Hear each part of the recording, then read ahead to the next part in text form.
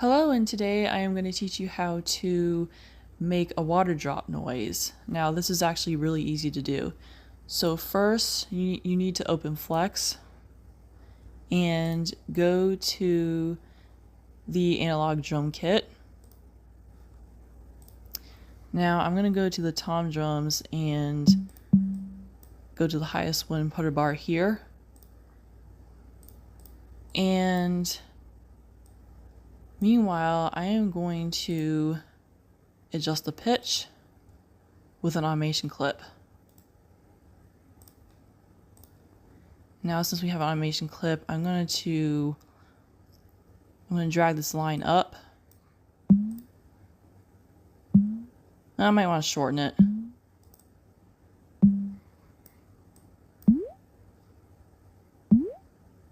There we go.